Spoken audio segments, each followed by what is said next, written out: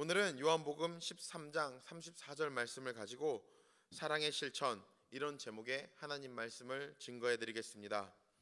오늘 본문 말씀 요한복음 13장 34절 말씀을 우리 함께 읽겠습니다. 우리 본문 말씀 우리 다시 한번 함께 읽겠습니다. 시작. 새 계명을 너희에게 주노니 서로 사랑하라. 내가 너희를 사랑한 것 같이 너희도 서로 사랑하라. 아멘. 오늘은 실천적인 사랑의 모습이 어떤 것인지 성경 말씀을 통해서 네 가지로 교훈을 받겠습니다. 첫째로, 사랑은 당연한 도리와 의무를 행하는 겁니다. 둘째로, 상대방의 상황과 심정을 이해하는 겁니다. 셋째로, 상대방을 이해했으면 배려하고 베푸는 겁니다. 넷째는 이 모든 것을 종합하는 것인데, 참 사랑은 하나님의 기쁘신 뜻과 하나님의 심정으로 사랑을 실천하는 겁니다. 저와 여러분은 진실로 주님만을 의지하며 하나님 말씀대로 순종해서 하나님의 사랑을 실천해야 하겠습니다. 그래서 진실된 믿음의 삶으로 하나님께 영광 돌리고 하나님 사랑을 전파하며 전도하는, 하나님을 기쁘시게 해드리는 성도가 다 되어야 하겠습니다. 사랑의 실천 첫 번째 교훈은 당연한 도리와 의무를 행하는 겁니다. 우리 말라기 1장 8절 말씀을 함께 읽겠습니다. 구약성경 1327면입니다. 말라기 1장 8절 말씀 우리 함께 읽겠습니다. 시작. 만군의 여호와가 이르노라. 너희가 눈먼 희생 제물을 바치는 것이 어찌 악하지 아니하며 저는 것 병든 것을 드리는 것이 어찌 악하지 아니하냐. 이제 그것을 너희 총독에게 드려보라. 그가 너를 기뻐하겠으며 너를 받아주겠느냐? 아멘.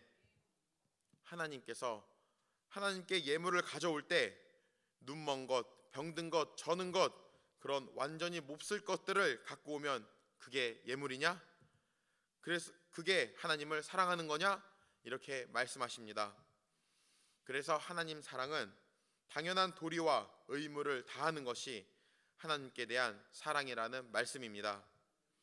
하나님 앞에 당연히 해야 할 것을 하는 것이 하나님을 사랑하는 것이라는 말씀입니다. 그게 믿음입니다. 그런데 어떤 사람들은 어차피 태워버리는 건데 꼭 좋은 양으로 갖다 드려야 돼? 이렇게 생각합니다. 그런데 이렇게 어차피 불태워버리는 건데 라고 생각하면 하나님을 아주 모독하는 겁니다. 하나님을 인격적인 분으로 여기지 않는다는 겁니다. 하나님을 그냥 물건이나 그냥 비인격적인 존재로 대하는 겁니다. 그러면 하나님께 마땅히 해야 할 것이 무엇인지 총독의 비유로 말씀하셨습니다. 말라기 선지자 시대의 이스라엘은 메데파사의 속국일 때입니다. 그래서 이스라엘에서 제일 높은 사람이 총독입니다. 총독이 총독으로서 다스리기 위해서 각 지역마다, 각 기관마다 상납금이 있습니다. 요즘 말로 하면 세금입니다. 그 세금을 양으로 바쳐야 되는데 양의 눈이 멀었거나 병에 걸렸거나 다리 저는 거, 그런 몹쓸 양을 갖다 주면 총독이 받겠습니까? 안 받겠습니까? 네, 당연히 안 받을 뿐만 아니라 학시 이러면서 죽일 수도 있습니다. 사람들은 당연히 몹쓸 것으로 드리면 안 된다는 것을 다 알고 있습니다. 권력자한테는, 사람한테는 그렇게 하지 않습니다. 그런데 하나님께는 몹쓸 양으로 드리는 겁니다. 하나님을 믿는 사람들이 하나님을 무시한다는 말입니다. 예수 믿는 사람들이 헌금을 뭐하러 해? 예배는 꼭 모여서 드려야 돼? 이렇게 여러 가지 잘못된 생각을 하는 것은 하나님을 모독하는 것이라고 말씀하시는 겁니다. 사람에게도 그렇게 하면 안 되는데 가장 높으신 하나님께는 더 잘해야 된다라고 말씀하시는 겁니다. 우리가 따라서 하겠습니다. 하나님께는 더 잘해야 됩니다. 아멘. 그 다음 우리 말라기 1장 9절 말씀을 함께 읽겠습니다. 말라기 1장 9절 말씀 우리 함께 읽겠습니다. 시작. 만군의 여호와가 이르노라. 너희는 나 하나님께 은혜를 구하면서 우리를 불쌍히 여기소서 하여보라. 너희가 이같이 행하였으니 너희 중 하나인들 받겠느냐? 아멘. 하나님께 제일 귀한 것으로 드리지도 않고 하나님께 은혜를 구하고 있습니다. 하나님께서는 그렇다고 내가 들어줄 것 같아? 그래서 기도 응답받지 못하는 것이라고 아주 노골적으로 말씀하셨습니다. 여러분, 누가 나에게 선물이라고 주는데 몹쓸 거 주면 아주 화가 많이 납니다. 진짜 사람을 모독하는 겁니다.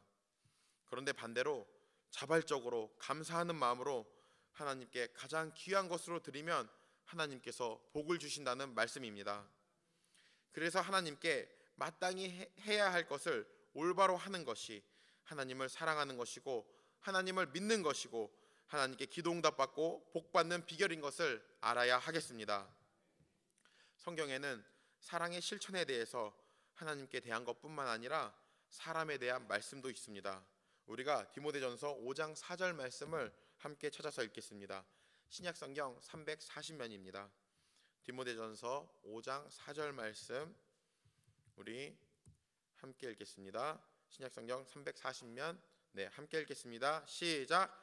만일 어떤 과부에게 자녀나 손자들이 있거든 그들로 먼저 자기 집에서 효를 행하여 부모에게 보답하기를 배우게 하라. 이것이 하나님 앞에서 받으실 만한 것이니라. 아멘. 성경에서 과부는 누가 일을 주지도 않고 아무것도 못하는 사람을 말하는 겁니다.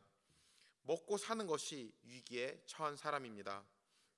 여기 말씀에 어떤 과부가 있습니다. 그리고 그 과부에게 자녀나 손자가 있습니다. 그 자녀와 손자들이 예수님을 믿는 사람입니다. 바로 성도입니다. 믿는 사람들은 하나님 다음에 가족을 사랑해야 됩니다. 그래서 바울 사도는 하나님의 명령을 디모데에게 전합니다. 자녀나 손자가 먼저 자기 집에서 효를 행하여 부모에게 보답하기를 배우게 하라 라고 했습니다. 왜 보답이라고 말했냐면 당연히 부모에게 사랑을 받았으니 부모에 대한 사랑을 보답하라는 겁니다. 이것은 하나님의 명령 제5번째 계명 내 부모를 공경하라에 속한 겁니다. 그래서 자녀들은 부모에게 당연히 효도해야 됩니다. 따라서 하나님께도 사람에게도 마땅히 해야 할 것 하고 드려야 할 것 드리는 것이 사랑하는 것이고 사랑을 실천하는 것이라는 것을 기억해야 하겠습니다. 사랑의 실천 두 번째 교훈은 상대방의 입장을 이해하고 같은 심정을 갖는 겁니다. 상대방의 입장과 심정을 이해하는 겁니다. 우리 마태복음 7장 12절 말씀을 함께 읽겠습니다. 마태복음 7장 12절 신약성경 신면에 있습니다. 마태복음 7장 12절 말씀 우리 함께 읽겠습니다. 시작. 그러므로 무엇이든지 남에게 대접을 받고자 하는 대로 너희도 남을 대접하라. 이것이 율법이요 선지자니라. 아멘. 여기 율법이요 선지자라고 했는데 율법은 성경 말씀이라는 뜻입니다.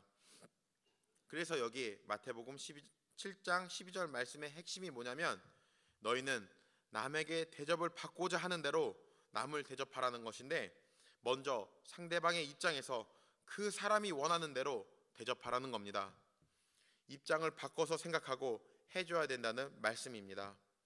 그래서 상대방의 입장에서 생각하는 것이 정말 중요합니다.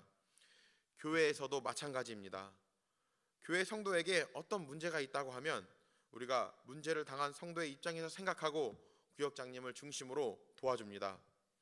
성경에서 형제 사랑이라고 하면 그리스도 안에서 성도들끼리 서로 사랑하라는 얘기입니다. 이것은 혈육을 나눈 사랑보다 더 중요한 사랑입니다. 만약에 내가 장례가 났는데 성도님이 아무도 안 오시면 내가 섭섭하겠지? 그럼 나도 당연히 다른 성도님의 장례에 가야지 이렇게 생각하는 겁니다. 그런데 경제적으로 너무 여유가 없는 상황입니다. 그럴 때는 내가 없더라도 그냥 가서 제가 여유가 없어서 못했습니다. 그런데 제가 위로해 드리고 싶어서 이렇게 왔습니다. 이렇게 열린 마음으로 해야 됩니다. 아유, 돈 없으면 오지나 말지 그렇게 하시면 안 됩니다. 그래서 입장을 바꿔서 생각하는 것은 사랑을 실천하는 중요한 원리가 됩니다. 그리고 가장 중요한 것은 다른 사람의 입장을 생각하기 전에 하나님의 입장부터 생각해야 됩니다. 우리가 따라서 하겠습니다. 하나님의 입장부터 생각한다. 아멘. 하나님의 입장이 가장 우선이고, 그 다음 하나님께서 허락하시는 범위 안에서 우리가 그 사람의 입장과 심정을 이해하는 것이 하나님께서 기뻐하시는 뜻인 것을 반드시 기억해야 하겠습니다. 사랑의 실천 세 번째 교훈은 이제 하나님께서 허락하시는 범위 안에서 상대방의 입장과 심정을 이해했으면 그 사람을 배려하고 필요한 곳으로 돕는 것이 사랑입니다. 가까이 있는 사람은 사랑을 하는 사람이든가 아니면 상처를 받는 사람이든가 둘 중에 하나입니다. 상처를 받는 경우를 보면 내가 가까이 있는 사람을 사랑한다고 하는데 그 사람이 나를 괴롭히니까 미워하게 됩니다. 가까이 있는 사람에게 그런 일들이 자주 생깁니다. 그래서 제일 큰 원수가 집안에 있다고 했습니다. 그리고 하나님께서 말씀하십니다. 네 원수를 사랑해라. 너를 핍박하는 자를 위해서 기도해라. 아멘. 이것이 상대를 배려하는 겁니다. 그런데 이 배려가 기도의 배려도 있고 또 물질의 배려도 있습니다. 그리고 시간의 배려도 있습니다. 시간을 내줘야 하는데 시간을 내주지 않고 도망가면 시간 배려를 안 해주는 겁니다. 그리고 물질로 배려해야 되는데 물질로 배려 안 하고 그냥 모르는 척하는 것은 사랑이 아닙니다. 성경에서 예를 들면 누가복음 10장에 어떤 율법 교사가 예수님을 시험합니다. 그 율법 교사가 내가 무엇을 해야 영생을 얻습니까? 라고 예수님께 물었습니다. 예수님께서 하나님 말씀은 어떻게 되어 있냐? 그랬더니 율법 교사는 하나님을 사랑하고 이웃을 자신같이 사랑하라 하였나이다. 그렇게 말했습니다. 그렇게 말하니까 예수님께서 그럼 그렇게 하면 된다 라고 하셨습니다. 그 다음 율법 교사가 그러면 누가 내 이웃입니까? 라고 예수님께 물어봤을 때 예수님께서는 사마리아인 이야기를 하셨습니다. 어떤 사람이 예루살렘에서 여리고로 내려가다가 중간에 강도를 만났습니다. 강도를 만난 그 사람은 거의 죽을 것 같이 심하게 다쳤습니다. 그런데 거기를 지나던 제사장이 그 다친 사람을 보고도 그냥 지나가고 레위인도 다친 사람을 보고 그냥 갔습니다. 유대인들은 사마리아 사람을 아주 우습게 여깁니다. 그런데 유대인들이 우습게 여기는 사마리아 사람은 그 다친 사람을 보고서 그냥 지나가지 않고 그 다친 사람에게 기름을 붓고 포도주를 붓고 그렇게 응급처치를 했습니다. 그리고 말씀에서는 주막이라고 그랬지만 요즘 말로 하면 병원입니다. 그 다친 사람을 병원에 데려다가 돈을 내주면서 치료해달라고 하고 치료비가 더 들면 자기가 다시 돌아올 때 갚는다고까지 했습니다. 그리고 예수님께서 질문한 율법 교사에게 누가 강도 만난 사람의 이웃이 되겠느냐라고 하셨습니다. 율법사는 자비를 베푼 사람입니다 라고 대답했습니다. 그냥 사마리아 사람입니다 라고 말하면 되는데 사마리아 사람이라는 말을 입에 대기도 싫어서 자비를 베푼 사람입니다 이런 식으로 일부러 돌려서 말하는 겁니다. 그리고 예수님께서 너도 가서 그렇게 해라 라고 말씀하셨습니다. 이 말씀이 이웃에 관한 정의입니다. 길을 가다 다친 사람은 전혀 모르는 사람입니다. 내가 모르는 사람이니까 도와주지 않고 그냥 가는 사람도 있습니다. 그러나 그렇게 어려움에 처한 사람을 도와주는 사람, 배려하는 사람이 사랑하는 사람이고 하나님 기쁘신 뜻대로 사는 사람입니다. 그래서 네 이웃을 사랑하란 말은 전혀 관계없는 사람도 사랑하라는 뜻입니다.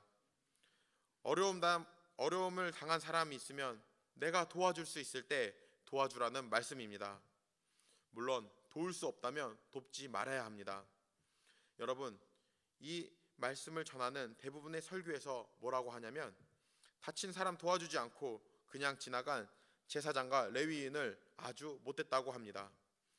하나님을 섬기는 사람이 어떻게 그럴 수 있어? 라고 합니다. 그런데 그것은 말씀을 잘 몰라서 그렇게 말하는 겁니다. 제사장은 그 사람을 도우면 제사를 못 지내게 되어 있습니다. 만약 다른 사람의 피를 만지면 부정이 타서 제사를 못 드립니다. 레위인도 마찬가지입니다. 그래서 제사장과 레위인이 다친 사람을 도와주지 않았다고 욕을 하면 안 되는 겁니다. 선한 일을 한 사마리아 사람이 이웃이 된 것이 맞습니다. 그러나 제사장과 레위인은 하나님의 일을 해야 하기 때문에 도울 수 없는 겁니다.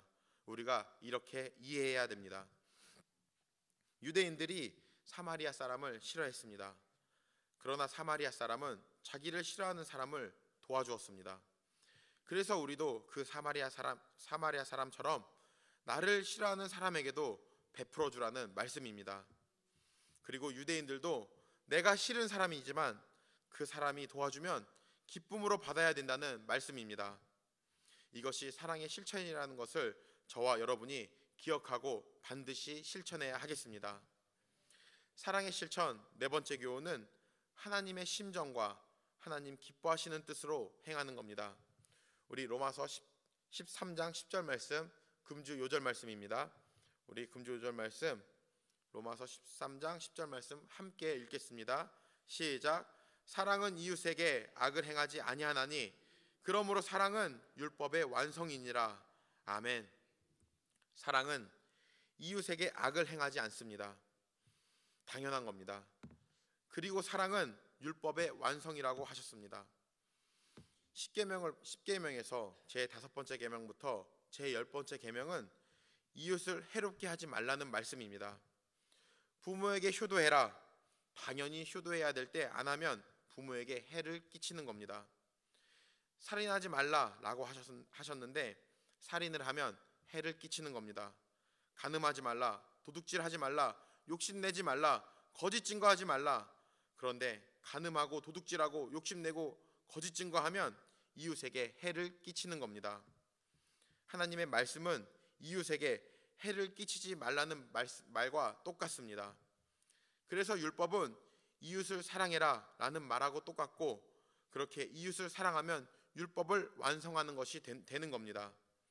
그런데 여기서 거꾸로 율법을 지키면 사랑하는 것이다 라는 것은 아닙니다. 율법을 지키면 사랑을 하는 것 같이 보인다, 이 말이 맞습니다. 사랑하는 행동인지 아닌지는 그 마음속을 봐야 됩니다. 그러나 사랑을 하면 반드시 율법을 지키게 되어 있습니다. 사랑하는데 율법을 안 지킨다면 그것은 사랑이 아닐 가능성이 많습니다. 그래서 결국 십계명은 하나님을 사랑하고 이웃을 사랑하라는 하나님의 명령입니다. 하나님의 기쁘신 뜻입니다. 하나님의 심정입니다. 또한 하나님께서 노아에게 말씀하시기를 피를 흘리지 마라 라고 하셨습니다. 사람은 하나님의 형상을 닮았기 때문에 사람을 죽이는 것은 하나님을 죽이는 것과 마찬가지라는 뜻입니다. 그래서 성경 계명 전체가 사람을 사랑하라는 말이면서 동시에 하나님을 사랑하라는 말과 같은 겁니다. 그래서 오늘 사랑의 실천적인 모습은 하나님의 심정과 하나님의 기쁘신 뜻을 따라서 사랑을 하는 겁니다. 이것이 참 사랑입니다. 이것이 아가페 사랑입니다. 저와 여러분은 하나님의 심정으로 하나님 기뻐하시는 뜻에 따라서 하나님 사랑, 이웃 사랑을 실천해서 하나님을 기쁘시게 해드리고 복을 받아야 하겠습니다. 오늘 말씀 다 전했습니다. 오늘 여러분에게 사랑의 실천적 모습 4가지로 말씀드렸습니다. 첫째로 하나님께 사람에게 마땅히 해야 할 도리와 의무를 다하는 겁니다. 둘째로 상대방의 상황과 심정을 이해하는 겁니다. 셋째로 이해하는 걸로 끝나지 않고 하나님께 여쭤묻고 배려하고 베푸는 겁니다. 그리고 이것은 내가 아는 사람뿐만 아니라 원수까지 그리고 전혀 모르는 사람까지도 포함되는 하나님의 계명입니다. 넷째는 하나님의 심정과 기쁘신 뜻으로 사랑하는 것이 참사랑, 아가페 사랑입니다. 하나님의 심정과 기쁘신 뜻이 없으면 아무것도 아닙니다. 그래서 우리는 늘 주님께 여쭤 물으면서 주님과 동행할 때 참 사랑이 가능하게 되는 겁니다. 우리가 마지막으로 오늘 본문 말씀인 요한복음 13장 34절 말씀을 함께 읽겠습니다. 요한복음 13장 34절 말씀 함께 읽겠습니다. 시작. 새 계명을 너희에게 주노니 서로 사랑하라. 내가 너희를 사랑한 것 같이 너희도 서로 사랑하라. 아멘. 하나님의 심정과 기쁘신 뜻은 결국 예수님으로 구체화되어 있습니다. 예수님처럼 하면 된다는 뜻입니다. 저와 여러분은 늘 주님과 동행하며 예수님처럼 하나님 사랑, 이웃 사랑을 실천해서 하나님께 기도 응답받고 복을 받아야 하겠습니다.